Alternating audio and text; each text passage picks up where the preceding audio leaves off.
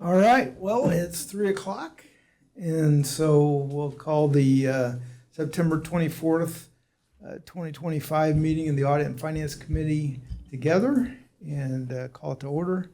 And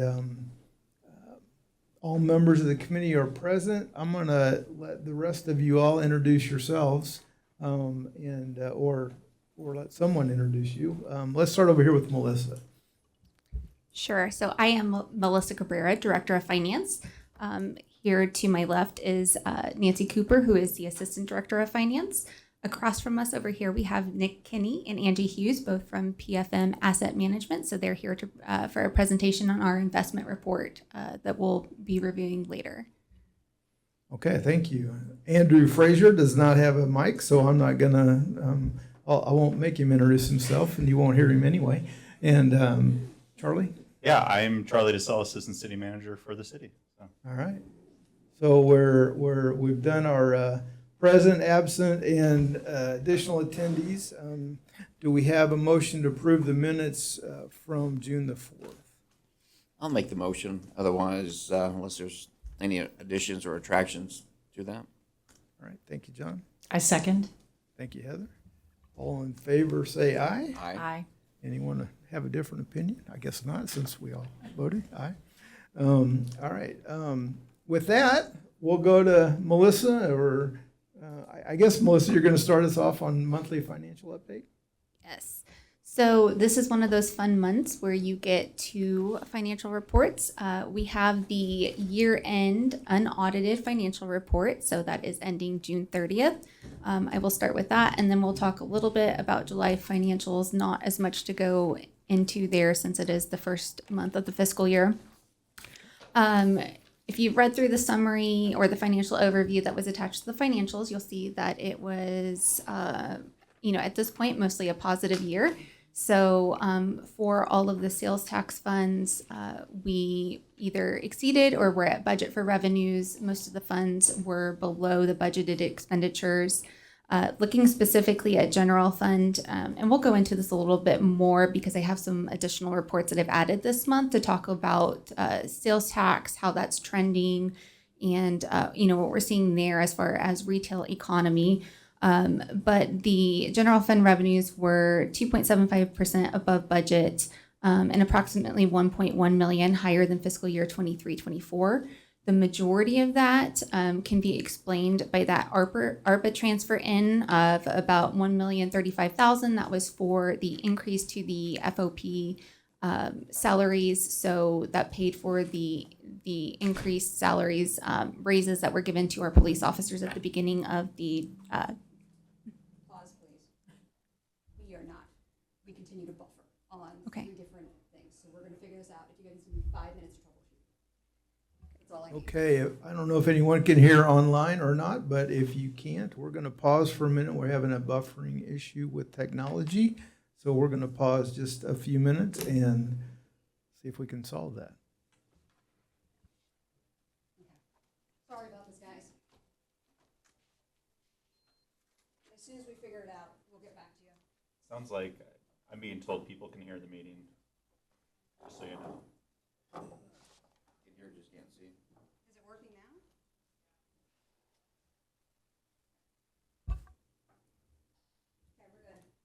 Okay, we're good. Okay, we're good. Go right ahead. Okay. Thanks, Melissa.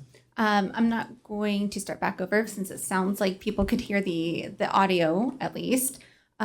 So the 1 million over fiscal year 23-24 in general fund revenues was mostly due to that ARPA transfer in for the FOP salaries.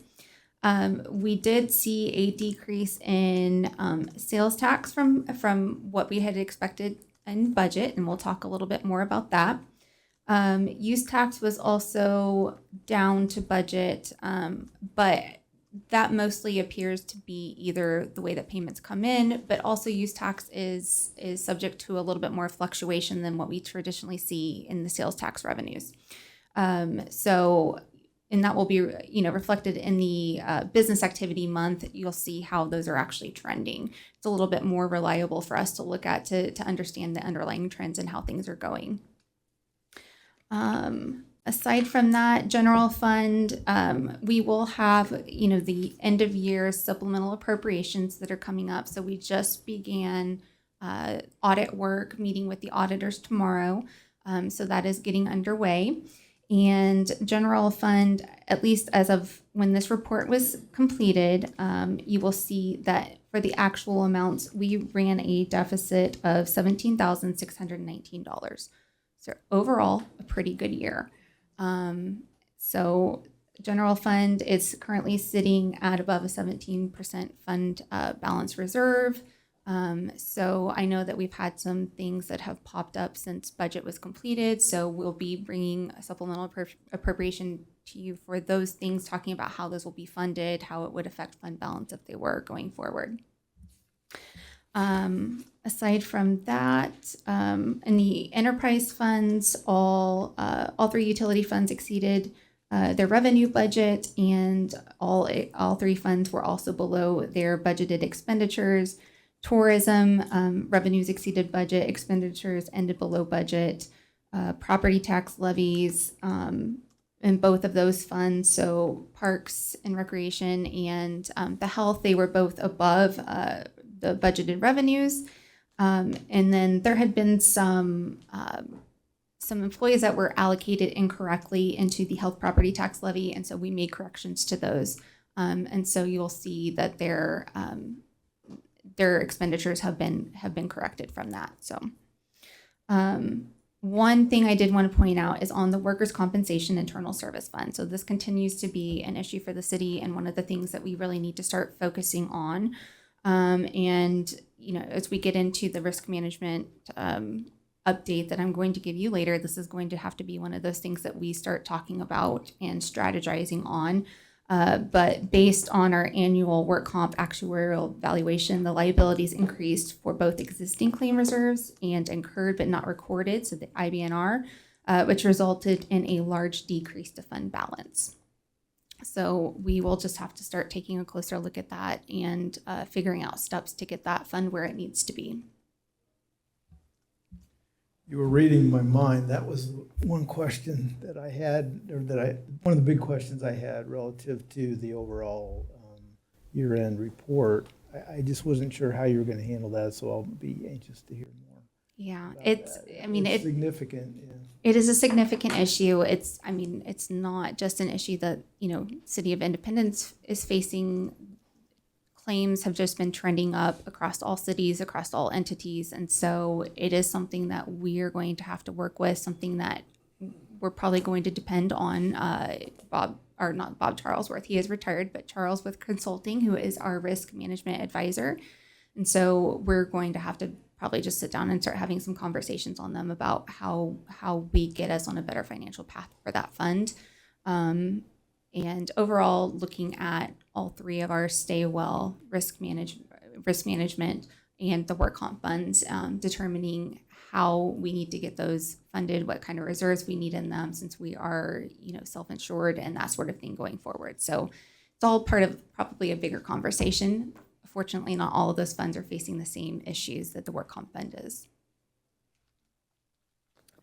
Moving on to the July financials, as I reviewed this is not typically a fun month to look at our financials, just because things start to look like they're really out of whack as the budget opens, departments start issuing their purchase orders for the entire year.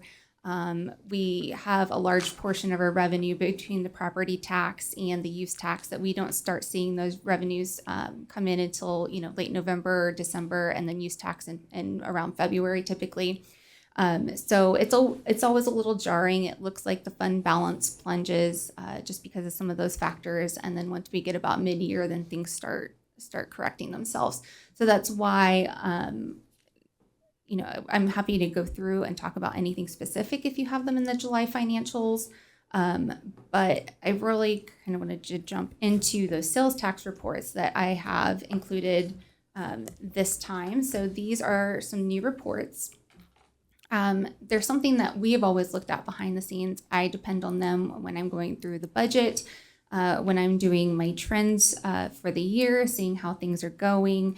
I'm starting with the report called a 1% city sales tax receipts from Missouri DOR. It provides a 5-year history of our sales tax. I just want to note on this, this is strictly the 1%, so this is not across all funds. So this would be revenues that we would see in the general fund.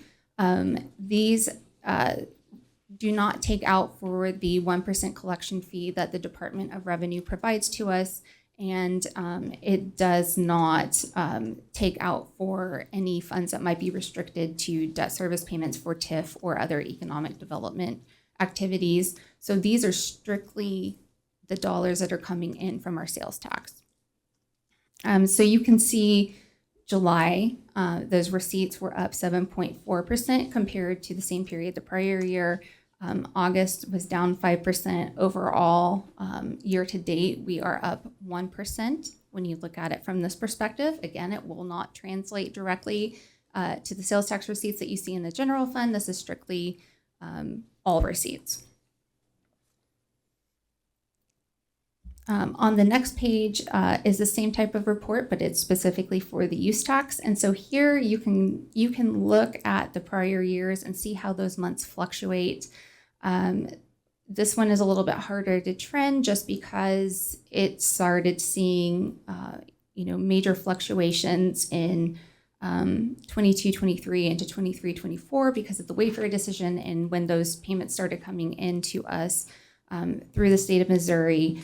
But year to date, through August, our use tax receipts are up about 7%. This also will not be reflected in the general fund yet because those are split between the animal shelter use tax fund and the police use tax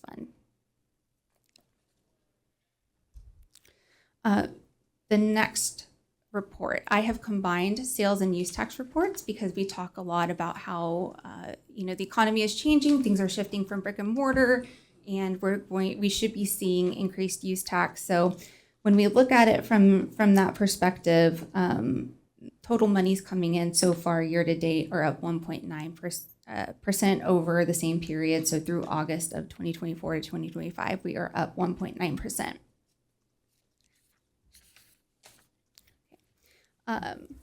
Next report here is this is done a little bit differently. So the other reports are based on when we receive the monies from the state of Missouri.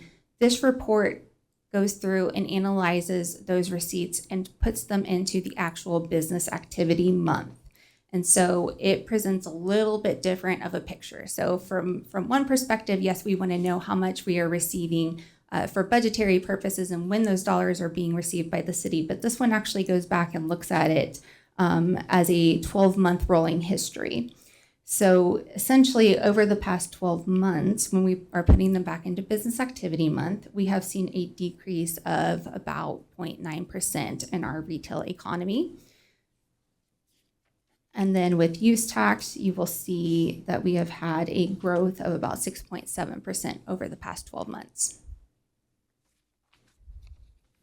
Melissa, just to make sure I'm understanding, the green, that just indicates the end of the fiscal year, or what is the... Well, yes. So it is comparing the last 12 months. So this pretends like your fiscal year is ending in whatever the most recent month of activity we have. So it doesn't actually put it back into your fiscal year, but it's just a 12-month rolling. And then you can see over there all the way to the right, it compares it to what the Midwest change in CPI is. And so it gives you a picture of what our actual receipts are compared to how CPI is changing.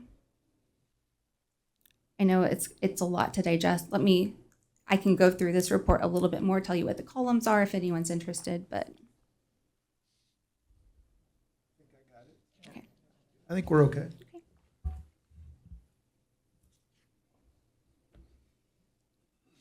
This is really helpful. This is really helpful. I really thank you for this. Yes. There are some additional reports that I would like to add to that as soon as I can get some staff that are trained on it, able to help. And I think it would probably be beneficial and helpful for you to see too. So expect more changes. And that would conclude my financial report, unless anyone has any questions that they'd like to ask or anything they want to go over. Mr. Chairman, Yes. unless I'm misreading this incorrectly, compared to the year-over-year change in the CPI, we're doing really pretty well. Or am I misreading some of those numbers? Well, so CPI is, if you're looking at that very end down there in the June 2025, so CPI over the past 12 months has increased by 3%. So it's also a rolling number. But we have decreased or seen a decrease of about 19 million in our retail sales from brick and mortar stores. So I here. was misreading that. Yes. So unfortunately, it's going the opposite way. Yeah, okay. Thank you for that clarification. I think he's looking at the next slide, or the next Oh. one that shows it increasing by about 6.7%. Use tax, yes. Oh, yeah, I was. Thank you. Yes. Thank you for that. I'll keep being positive. Thank you. Okay. All right. Any court? Alrighty. My name's Andrew. I am the city's management analyst, and as you mentioned, I was tasked with reviewing the Santa Calagon Festival. Here's a brief overview of kind of the slideshow I'm going to be presenting. So yeah, like you mentioned, I'm going to kind of review the costs that the city incurred regarding the festival. It's kind of pretty straightforward. Yeah, I looked at documents, I talked to people inside the city and outside the city, and looked at data. And all of this was in adherence with the generally accepted government auditing standards. Pretty standard stuff. As most of you know, a little bit about the festival. It began in the 40s to celebrate independence's historic involvement with the Santa Fe, California, and Oregon trails. Early on, it did go on a hiatus until 1973. And in 74, they renamed it to Santa Calagon Days and has since continued on. And it has been reported that nearly 200 to 300,000 patrons come every year for this festival. And it's on the Independence Square. And as most of you know, it occurs at the end of August and the beginning of September, over Labor Day. So is there anybody in here that didn't know any of that? 'Cause I feel like this is common knowledge. I think it's pretty important to know the footprint of the festival. So yeah, and the yellow, the highlighted yellow is kind of the main festival area. The purple there, down there at the bottom, is the fun carnival area. It's got all the rides. It's where me and my son spent most of the time. I'm pretty sure I got sick. Getting dizzy. So yeah, moving forward in my findings, I'm going to go basically department by department and explaining the costs. Starting with Park and Rec. So speaking with Park and Rec and tourism, they explained to me that they have facilities within that footprint of Santa Calagon. And when the festival is on and going, they have to close down these facilities. And they lose out on revenue or potential revenue. Also, they help out with the festival. So they incur personnel costs with that. And then there's some comp fees, specifically the Uptown Market rental fee. It's pretty significant for them, but that's a fee that they're missing out on. But it's all in contract. And with they tallied all this up, and their total came to an estimated cost of $12,732. So I'm going to go through each department that participated, and at the end I'm going to have a total. So does anybody have any questions on Park and Rec? So on the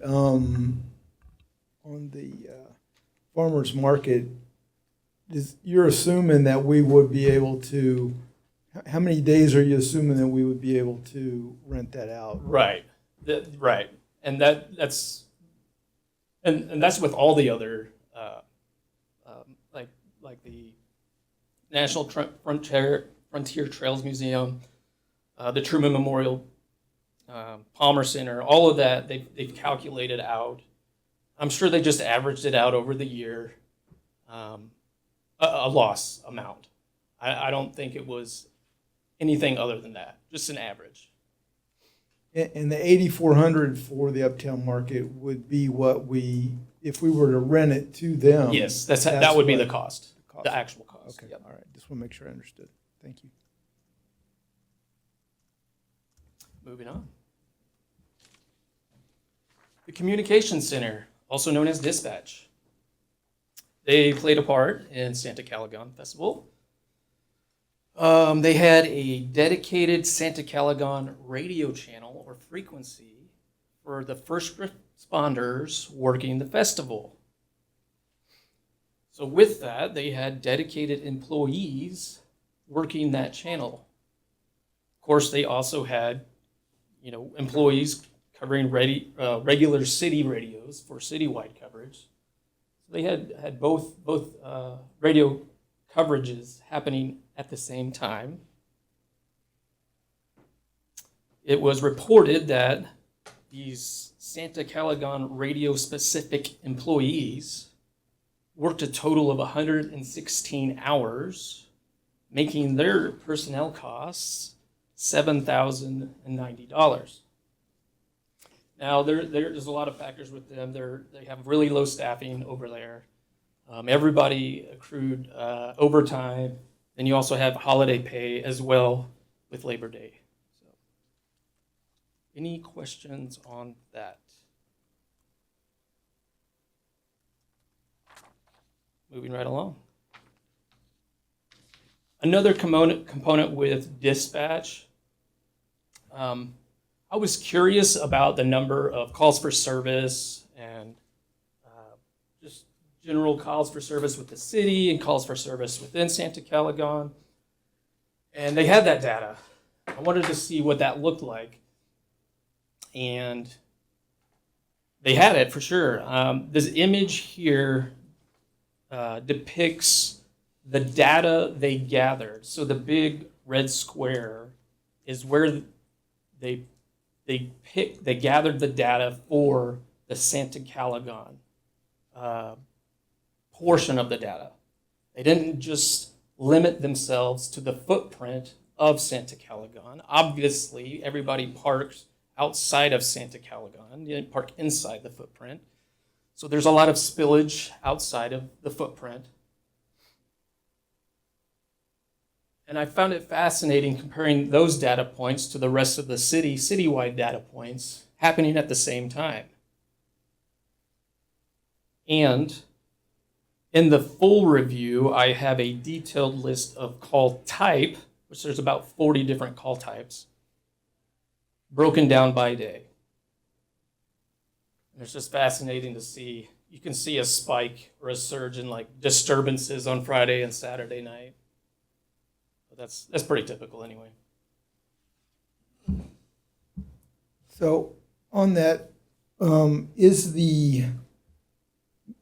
like, for example, in 2023, the total in the Santa Calagon channel 2922, is that included in the 4928, or is that just completely separate?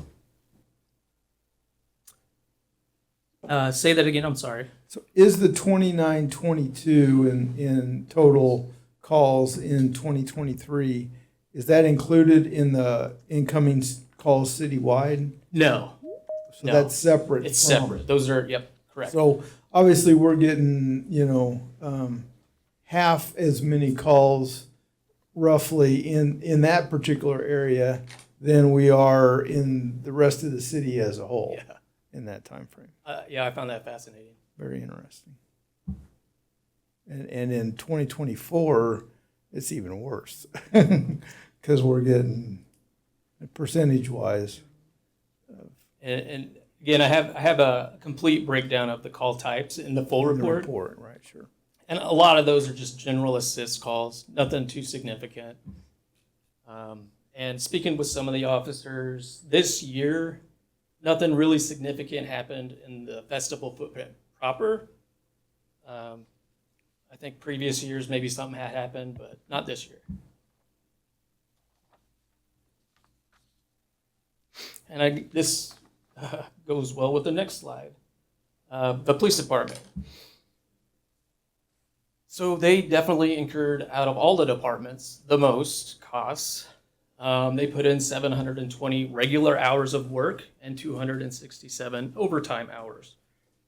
And this put their personnel costs at $90,582.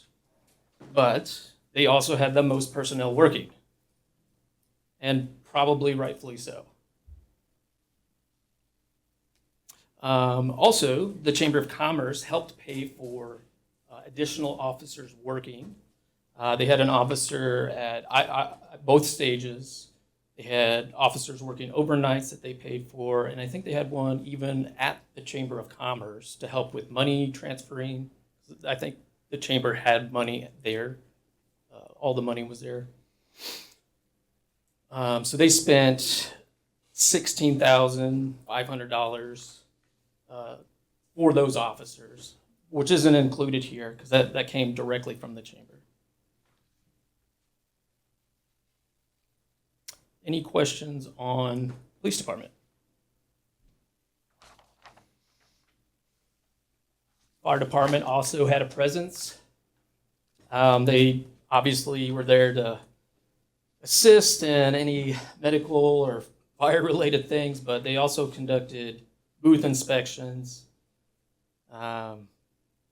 Their personnel put in 43 regular hours and 22 overtime hours, accruing approximately 6,000 personnel costs.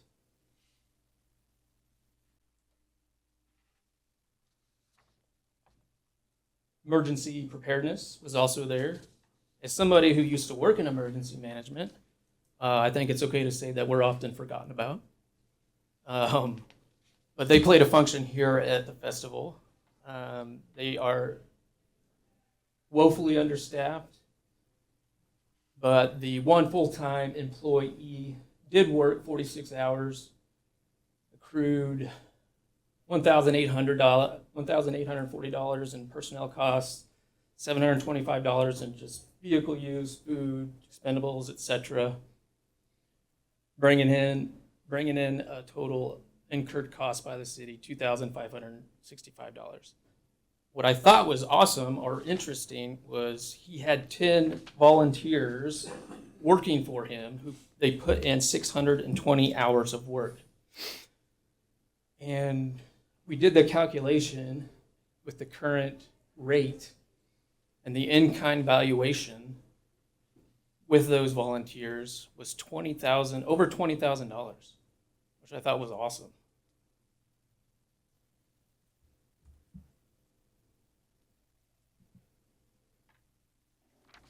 Mr. Chairman. Sure, go ahead, John. Andrew, did you, with your total at the end of your presentation, did you include that volunteer hours in kind? Or is that, I know you had an asterisk there. I didn't know if you put that into total, or is that total been? I didn't add or subtract it in, Okay, but it's definitely a note. sure. Yeah. Okay. Mr. Chair, Yes. I noticed that AMR was there. Correct. So how was that billed? I mean, That's a fair point. Yeah. I don't have that information. They're definitely a third-party entity. I don't suspect we pay more than anything that we already pay. You know what I mean? So are you saying that, I mean, there's no outright cost to the city to have AMR there? Is that your? That's what I suspect. Go ahead, John. Melissa, would we get an invoice from AMR at some point, or have we ever got an invoice from AMR? I have never seen an invoice for it. It's not something, unless it is a line item detail for police or fire, that they're paying it. I I have not seen that in the budget, no. I have seen fencing, which is a very small amount, Sure. but not anything that we pay for ambulance services. So it sounds like the answer is no. So it sounds like we do have some good cross collaboration with our Yeah. other first responders to meet a need. Or maybe if they are, they're billing the chamber directly. That could be too, yeah. Correct. Good idea.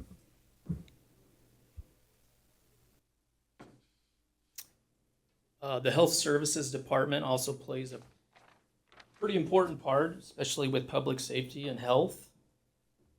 Their department, they're not as visible as like the police department or the fire department, but it's pretty critical what they do. They ensure all the food vendors are permitted, and there's a high level of focus on food safety inspections to avoid any foodborne illnesses. God forbid that were to happen. I don't know that's ever happened in the past, but I can only imagine how terrible that would have been if there was an outbreak or something happened during an event like that. And this year there was about 50 food vendors, and with the number of employees they had, their total personnel cost was approximately $6,000.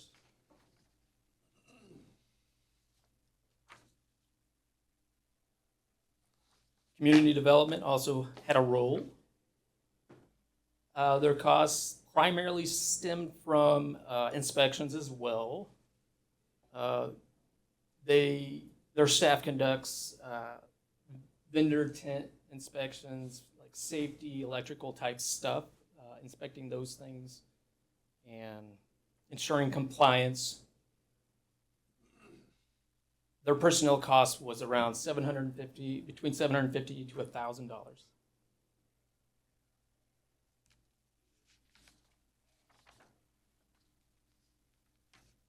Municipal services. They do a lot of prep work before the festival. They conduct sewer cleaning, street sweeping, general trip hazard mitigation. And previously, municipal services has spent upwards to 400 hours on trip hazard mitigation. But this year, because of the streetscape improvement project, that number has dropped significantly, the number of hours they worked. And they didn't spend any money on material because of the streetscape improvement project. So their only costs were personnel costs, which was around $10,000. In the past, they've spent $3,000 to $5,000 in material to help with that. So this year they didn't have to.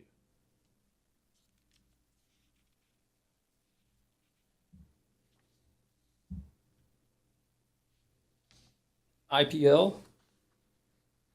They had employees on site. They had employees remain on site in case of any issues. Speaking with them, they did have a few work orders come regarding the festival. 11 employees working 3.5 regular hours, 55.2 overtime hours. That yielded 5,053 personnel.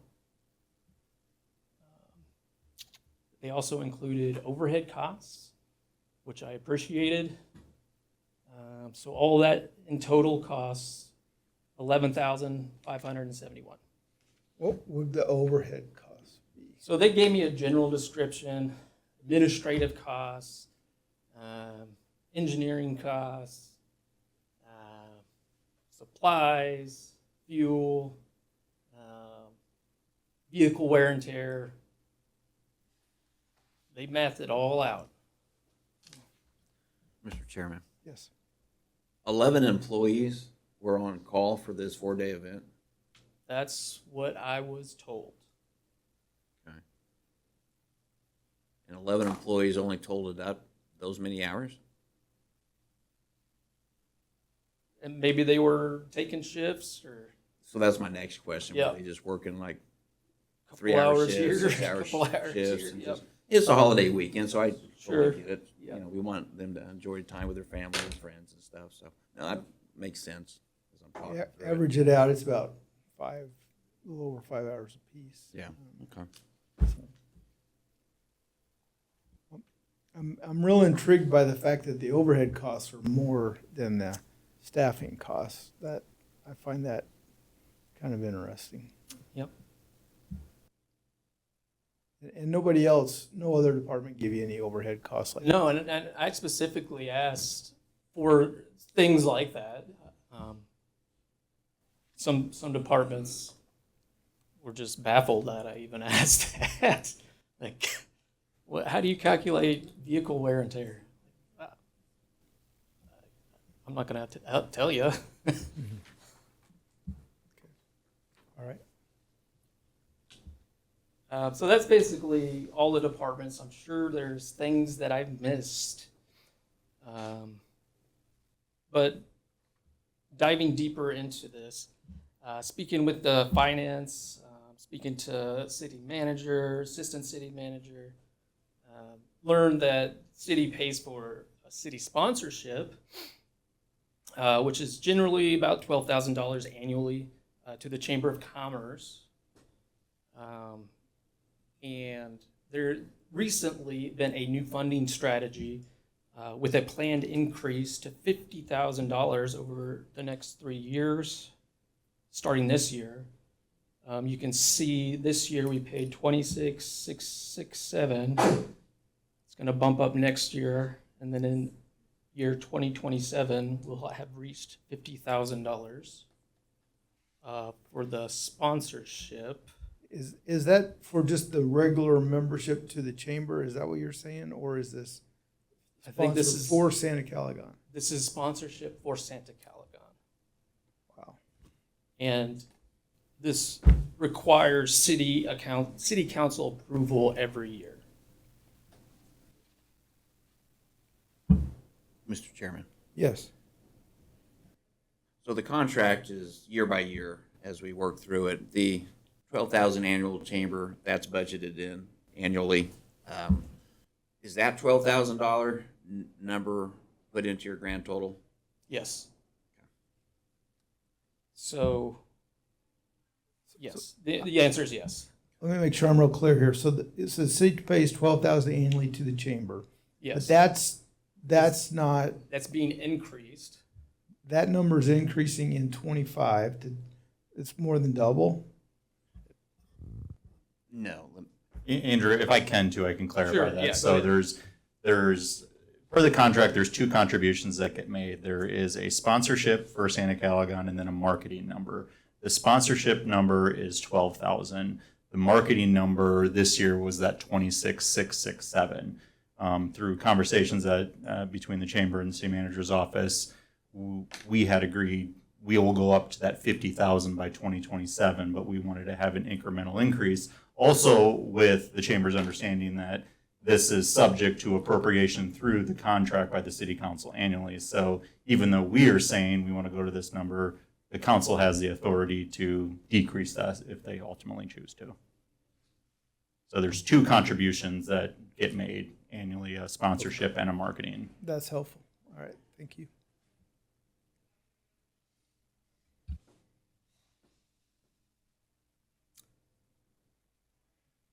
Also learned that the Park, Rec, and Tourism's has a reduced involvement in the Main Street 1849 entertainment section of the festival. I don't know what you would call it. Is it entertainment section of the festival?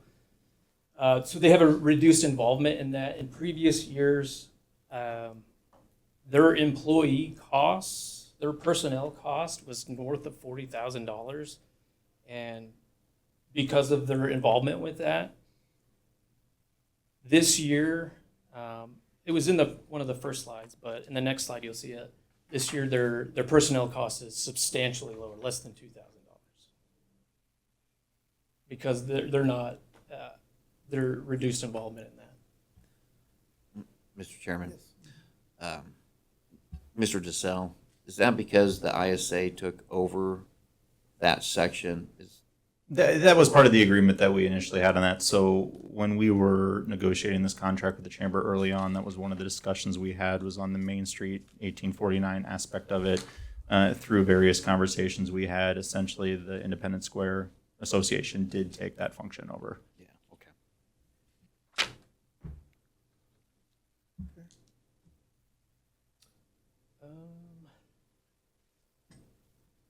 Further research. I guess the city's financial system has a Santa project code for tracking.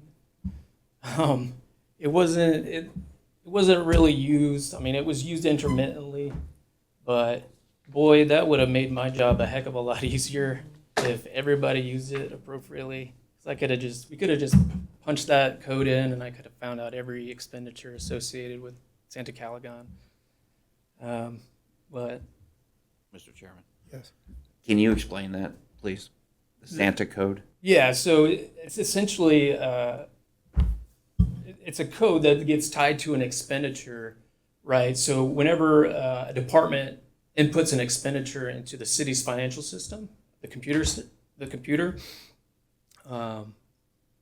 we would be able to track that if we could search the Santa portion, the code, and it's going to bring up everything that's tied to that code.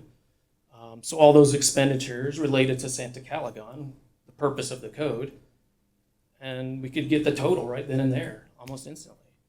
Yeah, so had we been typically Doing that. doing that, Yeah. I mean, you would be able to go back 10 years and look at what that history Yeah. is. But, And some departments were using it, but it was just intermittently. And How long have you had that system? Could you guess? I'd have to. How far back did it go? At least 2020. at least 5 years, huh?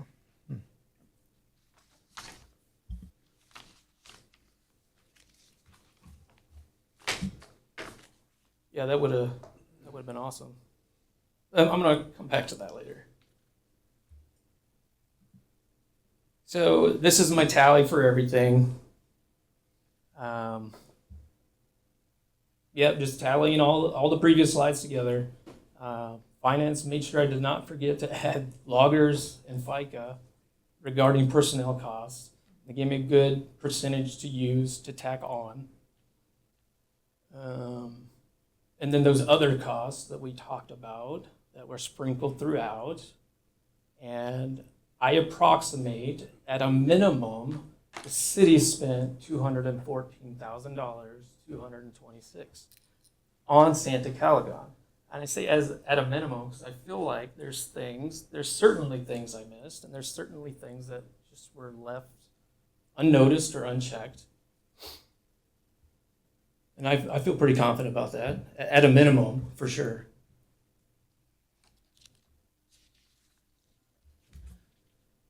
And then what about the flip side of that? What about revenue? Certainly the city's got to be getting revenue because of this event, right? Through taxes or just in general. You're bringing in 200,000 people to the city.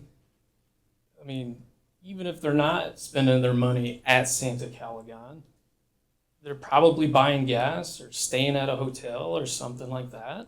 They're spending money in the city. So, speaking with finance, tracking of the actual revenue from this event remains quite challenging. There's definitely delays in tax remittance, depending on, I'm sure you guys know, however much money a business or a vendor receives in taxes. There's a schedule in which they have to remit to the state, depending on however much money they receive. And then later, we, the city, will get that money back, the tax money. And then to complicate things further, Santa Calagon is spanned over two months. So you got that component. So I would have to yield to finance on a good way to track revenue from this event. And it definitely spans beyond, I mean, just the Santa Calagon footprint. I mean, you got people coming in from all over, hotels, gas station, everything, getting groceries, everything.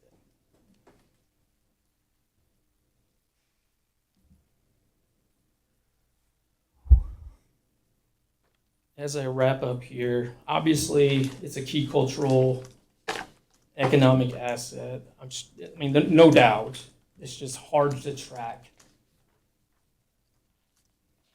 I feel comfortable with that estimated cost, and I feel like it's certainly more.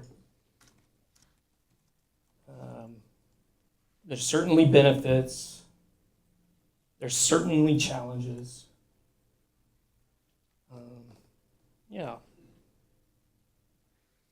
But one of my main recommendations is if that Santa code was used, and if we could make it mandatory, and then the second recommendation goes with it as well, have a policy lined up with it, that would make tracking this information a heck of a lot easier. And maybe not just for Santa Calagon, all events really.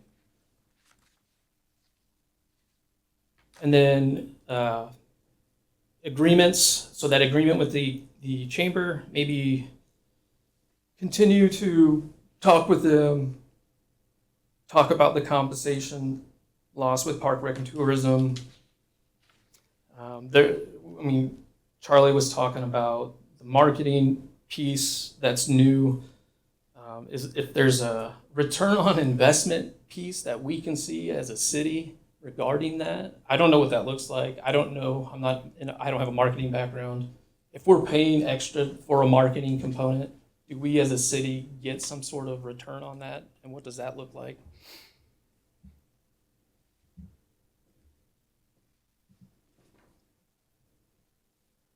Maybe formalize a cost sharing specifically for public safety regarding overtime with the chamber. Strengthening data collection. That's probably going to be in all of my recommendations and every review. But specifically for Santa Calagon, if we, the chamber or the Square Association, could all chip in and maybe have a third-party survey group come out while the festival's going on and just survey everybody, see where they're from, where they're staying, how much they're spending, all sorts of things. I think that would reveal some information, maybe some pertinent information for us that we could use to make some decisions. And then maybe an in-house after-action review within the city departments. I think that would be beneficial as well. And that's all I had, folks. Any questions? Let you guys go first. Well, Mr. Chairman, Go ahead. thank you. So the return on investment. Well, first, thank you, Andrew, for Yeah. taking your time and getting us a good report here. I'm assuming this is probably the first one we've done in almost 50 years. Because you didn't have any baseline info Yeah. going back Yeah. 10, 12, 50. Okay. So going forward into the next 50 years, we got a baseline here. So there's a start. So the return on investment is something that we're always looking at to see what, return on investment for that capital outlay that we're putting into to make this festival happen with our community partners. There are those different third-party vendors that we can use. I know other cities have used them to help track and give us the data, information, use points where individuals have come into a festival and can track to see where they've gone, not only within the defined festival area, but within the city. So there are some of those areas. Placer AI is one that comes to my mind that is used. I believe Lee Summit used them, and Kansas City, I believe, does use them on occasion. They're pricey. That could be something that we can use for cost share that give us really good data, particularly now that we're moving forward with the chamber and the new direction and leadership there. Also with our Convention Visitor Bureau, I think that data would be very useful into the future. I think the most important thing that comes out of this, it gives us an opportunity to have a good starting point with the city, the Chamber of Commerce, and the Independence Square Association to begin to work and see how we can make things better, financially reasonable for everybody. But the return on investment, Ms. Cabrera, so we've talked just a little bit about what that looks like. The quick math that we were doing using a 1% and then the city's 2.75%. Can you explain just a little bit what those percentages would be and what that looks like in a recuperation of cost? Yes. So if we're looking at this event cost the city $200,000, let's assume the entire $200,000 comes from general fund. For us to recover those expenses in the general fund, the event would have to generate $20 million in economic activity at 1%. That number drops if you consider our total sales tax receipt. We would drop to about 7 million. I think the report that I had today that shows the rolling 12-month retail sales by business activity month, this is a good way to kind of represent how difficult it is for me to actually see the fiscal impact. Because when I am looking at these months between August and September, I don't see any bumps in that business activity that jump out and tell me that there's a lot of revenue being generated. That doesn't mean that it's not. It doesn't mean that these months might otherwise see a slump, but it's not easy for me to pull it out. The fact that the event crosses over into 2 months makes it a little bit more difficult for me. I can more easily track, and we've worked towards that this year when it comes to temporary vendors that are coming in that don't have normal business licenses in the city, that aren't operating on an annual basis here. We did take steps with the business licensing process to make sure that they are registering with the Department of Revenue and doing what they need to do there. But even that is really dependent on them actually turning those receipts back into the department, making sure that they have all of their proper jurisdiction codes. And it's not something that I've seen the Department of Revenue put a lot of effort in to make sure that it's happening. Now, aside from that, what Andrew shows is that we have a lot of departments that don't generate any sales tax from the event. So Power and Light, they don't have a way to recover their expenses. So it does play a little bit into that policy decision of do we do this because we want to support events in the community versus what the actual ROI is. Because that is very difficult to track. If I could look at sales tax receipts by actual day, I could probably have a better idea, but I don't. I will be working with the CID that's in the downtown so that I can take a look at their sales tax receipts and see if I can see any trends in those. But I mean, overall, it's really difficult for me to quantify it. I mean, I can tell you what we would need to generate from it in order for us to recover those costs, but it just, I don't have that level of information to truly know. Do we have any way to, the vendors there, maybe not the not-for-profit vendors, but the for-profit vendors, which are mostly what they are now. Didn't used to be the case, but now they're mostly for-profit. Do we have any way to audit them or to determine, are they paying their sales tax in to the state to make sure that they're doing what they're supposed to be doing? So what I can do is, because they should have given us their sales tax information, we would have known that they were registering for the event. I can look to see, compared to the business licenses, who we actually receive dollars from. We can try to communicate with the Department of Revenue, like if we see a lot of businesses that we're not seeing receipts from, but again, it kind of gets into, we're depending on them properly entering the information as far as jurisdiction codes and which taxes that they're collecting. It just gets difficult. I mean, my assumption is this probably is not, when Department of Revenue looks at like overall issues that they have in compliance and reporting, that this probably is not at the top of their list of things that they're looking at and trying to enforce. And so that's where a lot of the difficulty comes in.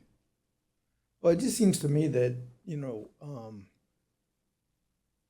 maybe there's a way to communicate with the chamber to some degree that, so that they make sure that the people that they're authorized, I mean, they do all the license, they grant the people, the ability to go up and set up their tents and on the square and or booths or whatever, that they maybe have some responsibility to make sure that those folks are being good citizens and taking part in, making sure they pay their part of the sales tax. I'm looking at Charlie to see if he wants to talk about this. Yeah. So it was something that we added to the contract this year, was a requirement for all the vendors to get a temporary business license. We had not done that in the past. Through our system, it did take a little bit of finessing and fine tuning to really get the program set up to where we needed to. I think we would have liked to have had it done a little bit sooner, and the ability to work a little bit closer with the chamber to make sure everybody was registered. So this being the first year that we did it, I know a couple days before the festival, I don't remember the exact number, but I think there was a little bit under 300 total vendors up there, and I think we had somewhere close to 225 that had applied for business license, but then we were still working through the process to get their what is the sales tax certificate? What's that called? The sales tax certificate submitted. So we hadn't had all of them yet either. I think as we've talked through it internally going into next year, we're hopeful that we can start working with the chamber much sooner in the process. And we do have a meeting with the chamber here in a couple of weeks to kind of go through some of this stuff and where we had some shortfalls this year. But work with them a little bit closer to say, once they register, let's get them started on their business license process immediately, rather than waiting until the month before where everybody's kind of struggling to get everything that they need in on time. So I think with time, we'll definitely get better at it, but we definitely took a giant step forward in assuring that. And that really came with working through the Square Association, because I think what I heard from them was, you would think their CID revenues, during that festival would do one of these, and really it was just kind of trickling in a little bit slower than they had hoped. So it kind of forced us to, and again, with the increase in marketing that we were doing, we just thought that was a fair trade-off. If the city is going to provide more marketing dollars to you to make this festival successful, let's make sure we're getting a little bit more on the city's ROI on that. Yeah, I think it's definitely, there's a cost benefit, throughout the project. And so it's real helpful. It's real helpful to have this information that we can work from going forward to help, maybe analyze a little closer what we need to do, what we don't need to do. Maybe there are things we can do that we really, if I hate to pick on IPL, but if IPL really doesn't have that many calls then let them not sit up there the whole time. I'm just thinking out loud as an example. And maybe that may not be fair at all. I understand.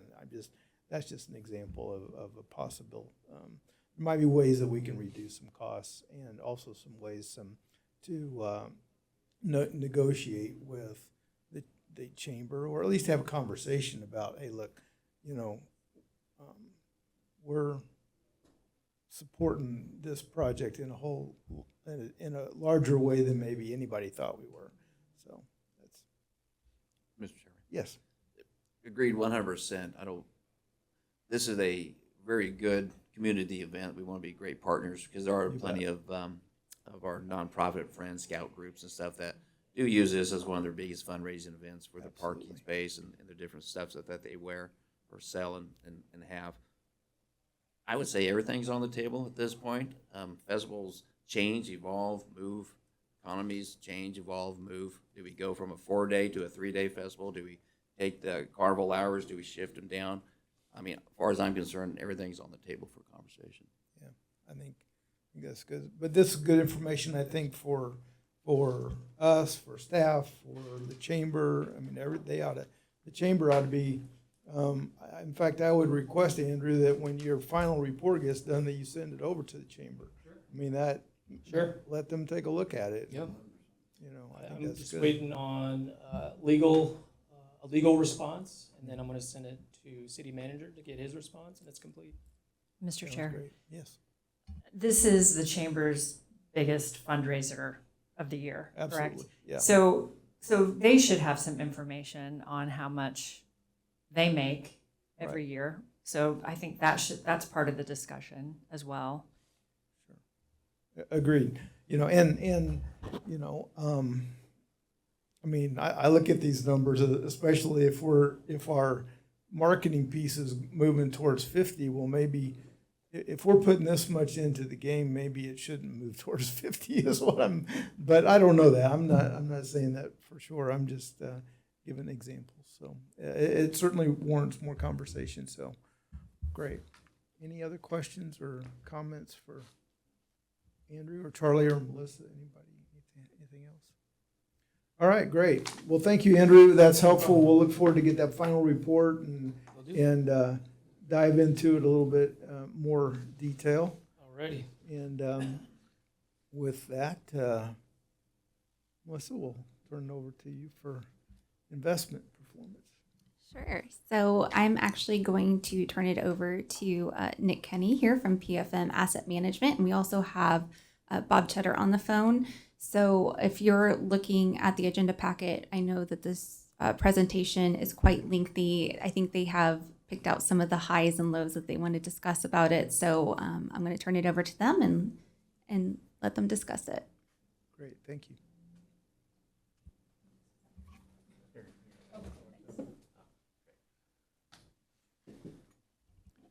Okay, thank you, Melissa. Thank you, Mr. Chairman. I've got Bob Cheddar on the line. Bob, can you hear us okay? Let's do a sound check to make sure we can hear you as well. I can hear you, Nick. Am I coming through? Okay, yeah, I believe you are. I'm going to move to the slide show up at the front. If you want to call out slides, are you able to see the screen that we're sharing here internally? I cannot. I can see the podium. But, Okay. I had the presentation open in front of me. Okay. So I'll trust that we're on the same page. Okay, great. I'll move to the podium and we'll be able to start here in just one moment. Okay, so before we get started here, this report concluded on June 30th of this year. So a little bit of the information is stale at this point. The way the economy and markets have been moving since then has been pretty rapid. So what I wanted to do was with Bob, just pick out a few slides that we think are relevant to the discussion as to where the economy has gone since then.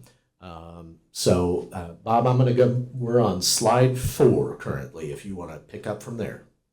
Perfect. Thank you, Nick. So I'm Bob Cheddar. I'm the city's portfolio manager. I've been responsible for managing the portfolio since roughly 2016.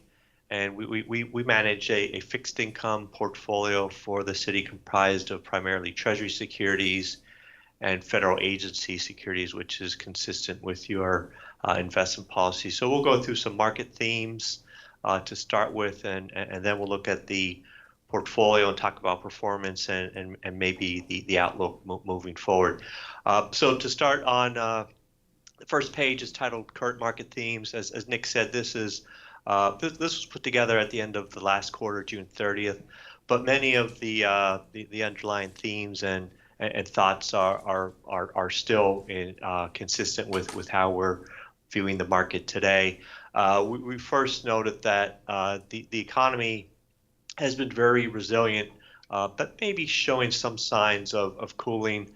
At the time, there was maybe some concern that the labor market was weakening a bit. And since June, we have seen some additional data that points to lower hiring by businesses. Job creation has slowed. There's been some downward revisions of previous reports. So there is a sense that the labor market is starting to slow. The good news is businesses haven't laid off a lot of folks, although hiring has slowed. Businesses have not hired folks, not fired folks up to this point. One of the significant sources of uncertainty over the period have been the tariffs that the administration put into place in April. We have a good slide about that later on, which I think we'll look at. That's created a significant amount of uncertainty. And at the time, there was some uncertainty around fiscal policy, but the spending bill had passed, and there's a bit less concern about a budget passing, at least at that point. We'll highlight that a bit later on as well. The Federal Reserve policy is very important to our strategy and how we think about the portfolio. The Federal Reserve cut rates last week, 25 basis points for the first time since last year. So that brings the overnight rate down lower and brought the yield curve a bit lower, as well as markets have anticipated lower yields as the Federal Reserve cuts rates. Markets expect that we'll see another 25 basis point rate cuts in addition this year, and some additional cuts next year. To the degree that the Federal Reserve cuts rates will be dependent on what inflation looks like and what the labor market looks like going forward. So the Federal Reserve will be watching those data points carefully to determine their Federal Reserve policy. And the shape of the yield curve has changed, which we'll look at later on as well. All that means is the relationship between certain maturities and the yield of those maturities have changed. For example, we note here that the yield on the 10-year had increased relative to the 2-year yield over the previous quarter, and that trend had continued to a degree during this quarter. So that's our current market theme. We do think the economy is doing relatively well, but we are worried about the labor market slowing further. Inflation has been somewhat range bound, but is elevated. So we're worried about inflation. But the Federal Reserve does look like they're going to cut rates, which should help support the economy further. So we can move it on to the next slide, which I think is page 5, Nick. Yes. And that just to be sure, that's titled "Uncertainty Remains Exceptionally High." Yes. So this is the path of tariff announcements over the past several months or so, all the way back to February. Tariffs peaked in April when President Trump announced a whole series of tariffs with most major trading partners. The tariff on Chinese goods at one point was at 50%. Or so. So that was significantly higher than where we started the year, with total tariffs of just under 5%.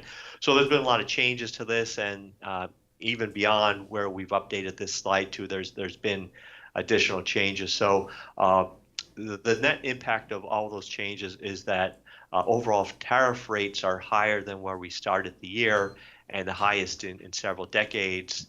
But well below the peaks of April when the president first announced some of his tariff initiatives.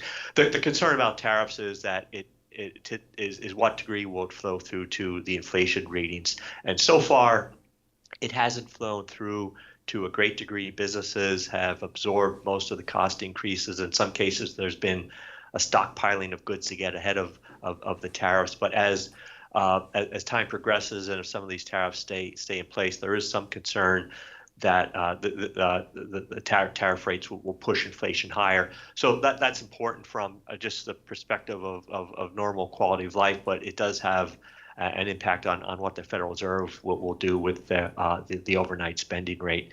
So if we fast forward then to, there's a lot of good slides in here. So if there's a slide where you do have a specific question, we can address. But let's move forward to page 11, which is the Fed's dot plot. So this is a chart that the Federal Reserve releases every quarter, and it simply there's 12 members of the FOMC committee, and each dot represents where each committee member will think the overnight rate will be at different points in time. So this was as of June, and you can see just by the placement of the dots that most Federal Reserve members saw interest rates declining over the course of 2025 into 2026 and beyond. So we did get an updated chart last week when the Federal Reserve met. And what that showed is that the Federal Reserve still thinks that interest rates, the overnight rate, will continue to decline. So we're expecting further interest rate cuts, probably 2 more this year, but that could be dependent on the economic data. And then several cuts in 2026 that would likely bring the overnight rate down to a yield of 3% or 3.25, depending on how many cuts the Federal Reserve actually makes during this year and next year. The most notable thing about the chart that was released last week is that the spread of the dots are much wider than they are today. You'll note on this chart that the lowest dot in 2026 was somewhere around 2.5%. There's a dot lower than that, and actually a couple dots lower than that low point compared to the previous slide. So the Federal Reserve thinks they're going to cut rates a bit more into 2026, and I think there's again a bigger divergence on between Federal Reserve members on what they think the appropriate longer-term overnight rate will be. So that's important because it obviously impacts the reinvestment rate in the portfolio, and it does have an impact on the market value of the portfolio as well. So when we think about portfolio strategy and positioning the portfolio, we think a lot about what the Federal Reserve is going to do.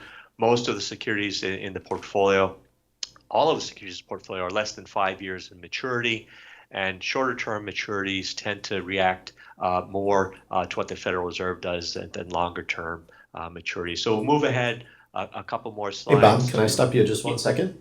You can, Nick, yes. One of the questions we're getting from other cities and counties is what's going to be the size of the upcoming rate cuts? We've heard some talk about a 0.5%. Is that on the table at this point, or are we thinking, the 0.25 is going to remain? That's a really good question. So there's 2 more Federal Reserve meetings this year, and we expect 2 25 basis point cuts. There's 1 member of the Federal Reserve that dissented, and that means he disagreed with the decision to cut 25 basis points last meeting and wanted to cut 50 basis points. So there are some out there who think the Fed should take larger steps to reduce rates to guard against the slowing of the labor market.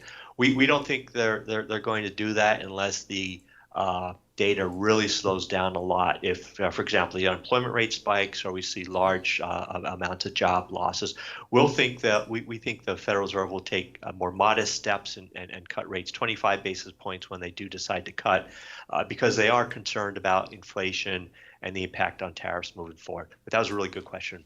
Thank you. We hear that a lot, so just thought that would be helpful. Thank you. I'll move to the slide 13. Yeah, so 13 is a snapshot of the yield curve. So it's just the relationship between maturity and the yield of different maturities. So, for example, the blue line are yields as of June 30th. The 372 you see on the chart is the yield of the 2-year Treasury. The 10-year yield was yielding 4.23. So it just paints a relationship between the maturity and the yield of a security, and these are all Treasuries. The gray part is the range we've experienced over the past year. So yields have been much higher. Short-term rates were as high as 5.5% this time last year. This was actually in June. That was before the Federal Reserve cut in the fall of last year, and doesn't include the cut that we saw this time around. So the 4.29, which is meant to represent the 3-month Treasury bills, that's actually closer to 4% now because the Federal Reserve cut rates, and the 2-year is about 3.50 or so. So what's happened is the yield curve has adjusted to account for the Federal Reserve cutting short-term rates.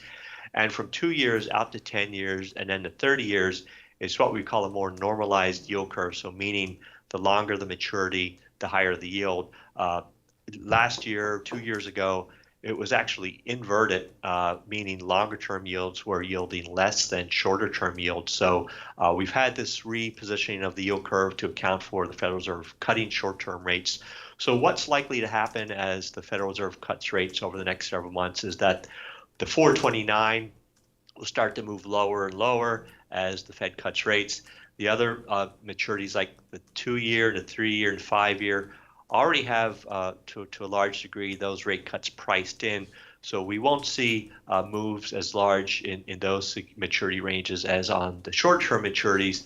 And longer-term yields like the 10-year and the 30-year will be much more sensitive to inflation and other aspects of the market compared to what the Federal Reserve is doing. So we expect a more normalization of the yield curve over the next several months as the Federal Reserve cuts rates, and that will impact short-term investments to a greater degree than longer-term investments at this point. Bob, do you Yes. expect to lengthen the duration of your portfolio as a result of that, or what's your thoughts? So that's a really good question. So we've been keeping our portfolio durations very close to our indexes, our benchmarks, because we do think that we have thought that interest rates were going to fall. So at this point, though, we do think that most of the future rate cuts are priced into the market. So example, I mentioned a 2-year yield of 350 or so today. In order for a 2-year note to move much lower in yield, we're going to need to see Fed rate cuts priced into the market greater to the degree that they are today. So the market is forward-looking, it's anticipating future rate cuts, and longer-term Treasury investors tend to get ahead of that and start to price that in. So we have what we sometimes refer to as a neutral duration position, which is similar to our benchmark. And if interest rates were to move higher again for whatever reason, we might extend that duration a bit further. I would just add to that, the city held a large amount of cash over the past, about 18 months ago. That's right. And as that was deployed, that made made the duration of the portfolio a little longer. Yeah, right. So to reiterate what Bob said, I think we're more towards a normal distribution right now. And we have some duration numbers later on that we can look at. So if there's no further questions about the yield curve, I think we're going to move on to page 17, Yep. Which shows excess returns of various fixed income sectors. So in a city's portfolio, we're restricted to treasuries and agency securities. So the corporate and ABS sectors don't apply that much, but it's been a very good year for fixed income securities like corporate securities and asset-backed securities. So when the bars are above the line, that means they've outperformed Treasury securities. So for example, corporate notes rated single A to triple A over the past year, up through June, outperformed Treasury securities by almost 100 basis points. And if we were to extend this, when we send you a quarterly report in September, these numbers are actually going to look a little bit better because credit spreads, or the yield difference between corporates and treasuries, had declined even further, which is what creates the excess return, in addition to the additional yield that those sectors typically earn. And on the next page, we just show absolute returns for various fixed income sectors over the past, for the second quarter, the past year, and then the 1-year return. It's been a very good period for fixed income returns because interest rates have generally fallen. So over the past year, just to point out here, a portfolio of 1 to 5 year Treasury securities, so Treasury securities maturing between 1 and 5 years, returned over 6% for the 12 months leading up to June 30th, 2024. So that's obviously a very good return, and it's starting to earn back some of the losses that we experienced when interest rates had increased from 2020 to 2022 or so. And then you can see the absolute returns on corporate securities single A to triple A and triple B, and I'm sorry, triple B corporate securities. We can hold those in the portfolio, but it just gives you some context on how fixed income markets have performed. It's been very good performance for most sectors in the fixed income markets. And the Federal Reserve cutting rates has helped, and the tightening of credit spreads has been a driver of that as well. So I think that's the last market slide we picked out. And we're going to move on to the portfolio unless there's additional questions. Any market questions? Okay. And we of course can answer some at the end as well. I'll move ahead to the portfolio. I think maybe we can skip 24 and 25. 26 is a summary of both of those slides, Yep. if that works. It for you. is. So move to 27. Yeah, so 27 is a good snapshot of the portfolio. Unfortunately, we discovered today that we showed the incorrect analytics for the benchmark that we use to position the portfolio. We show the 1 to 5 year attributes on this slide, and in the next several slides, we actually use a 0 to 5 year Treasury index. And the implications for that is that the duration of the 0 to 5 index compared to 1 to 5 year index is a little bit shorter than the 1 to 5 year index. So it throws off our duration comparison here, but it shows the slide shows a total market value of just over $123 million. About 95% of the portfolio is invested in Treasury securities, about 4% in federal agency securities. There's been times historically when the agency allocation has been much higher, probably closer to 50 or 60% of the portfolio. The reason why we don't hold a lot of agencies today is that the yield difference between agencies and treasuries is really non-existent. It's just a matter of 1 or 2 basis points in many maturity ranges. So in an environment like that, we prefer to hold the treasury securities and then potentially add agency securities to the portfolio if credit spreads or the yield difference between agencies and treasuries were to widen at some point in the future. You can see the maturity distribution, I should say the duration distribution in this case, and the incorrect benchmark throws this off a bit as well. The 0 to 5 year index holds treasuries less than 1 year to a greater degree than the 1 to 5 year index. So we're positioned very close to the benchmark, underlying benchmark, with the exception of the 4 to 5 year part of the yield curve where we've tended to underweight because we had been concerned about the yield curve steepening and longer term rates either rising or not falling as much as shorter term yields. So we only held 4% or so of the portfolio in the 4 to 5 year maturity range, focused more on the 2 to 3 and to 4 year part of the yield curve where you benefit more from the Federal Reserve moving rates. And the duration of the portfolio was a 201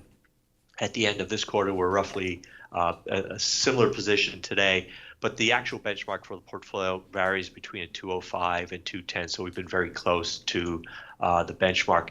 We've been positioning the portfolio consistent with the 0 to 5 year benchmark, primarily by reinvesting maturities. We haven't sold shorter term securities to reinvest like we do in some portfolios. To do that would mean we would most likely realize losses. So we've been opting to be more passively managed portfolio and allowing securities to mature for reinvestment.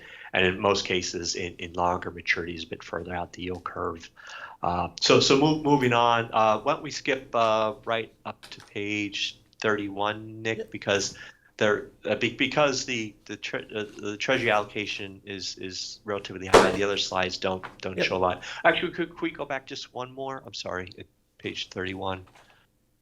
Let's see here. Yeah, this one. Thank you. Yep.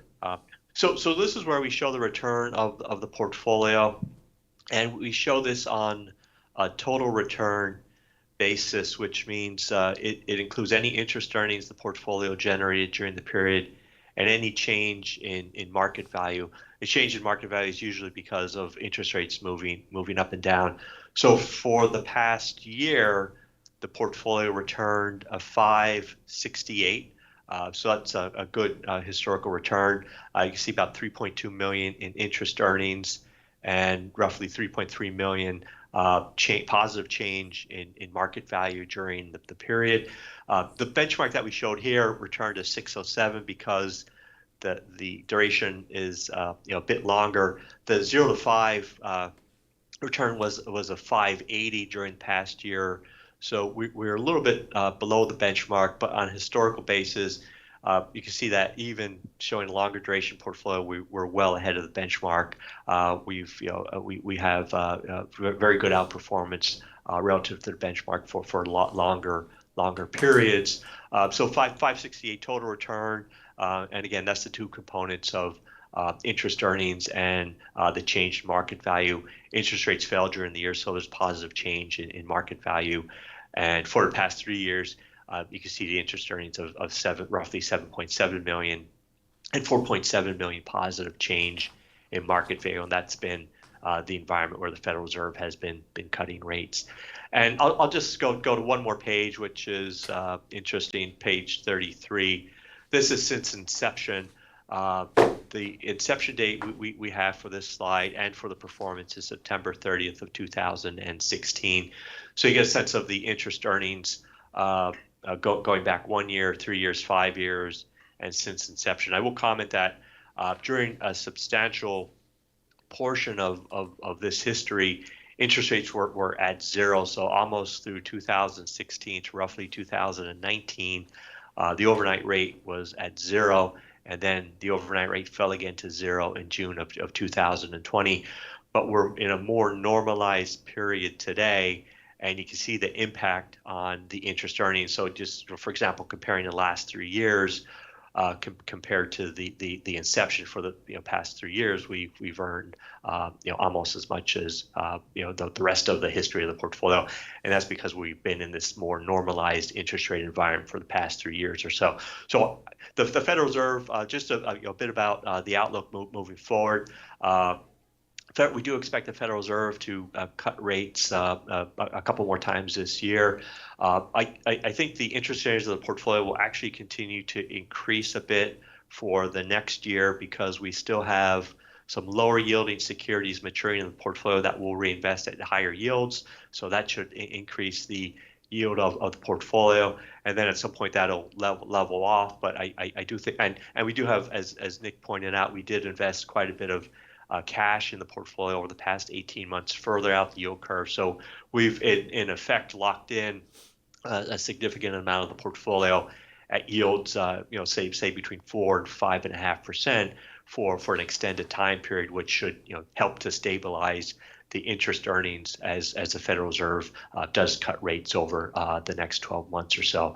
And just I guess a couple more comments about the economy as we do think the economy is doing okay.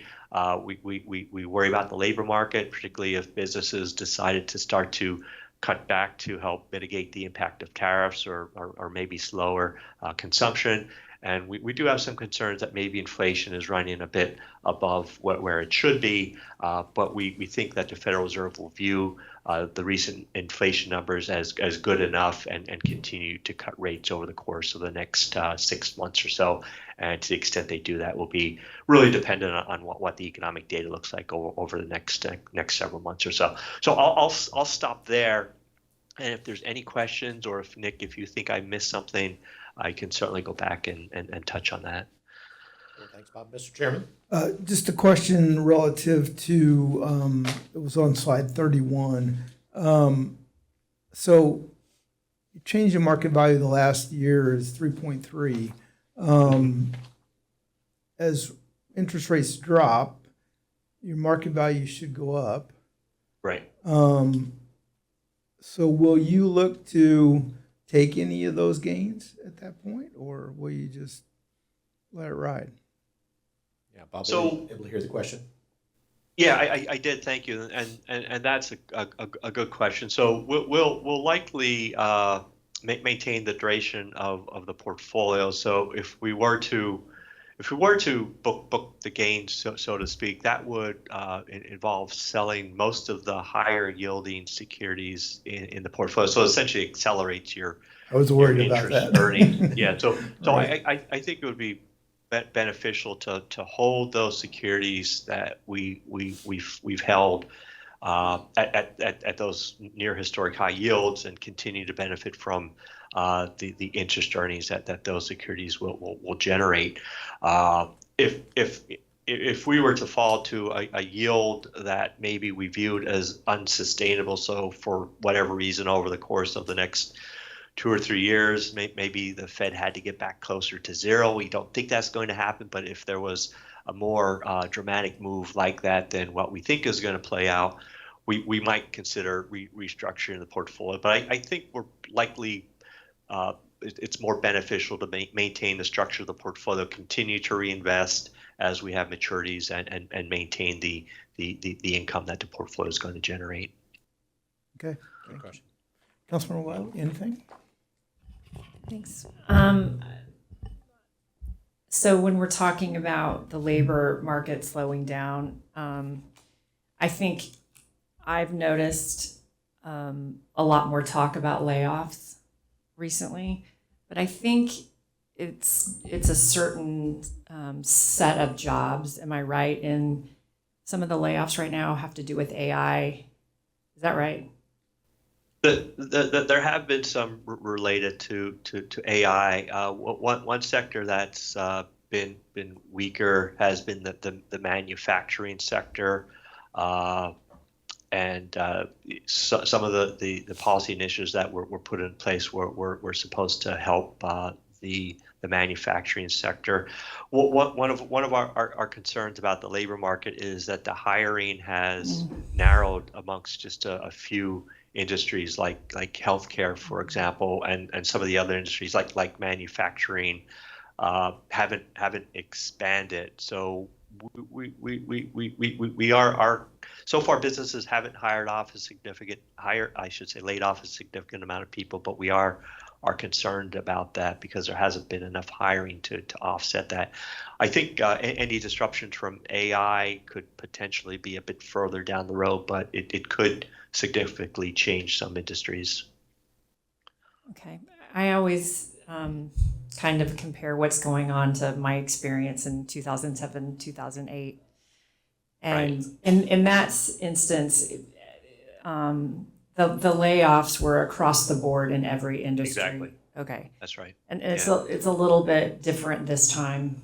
It's a little more focused, I think, primarily on manufacture, but still very, very low. So the way we usually look at how layoffs are trending is through the weekly initial jobless claims report, and that's been relatively steady at roughly 220,000, 240,000 jobs a week, initial claims a week.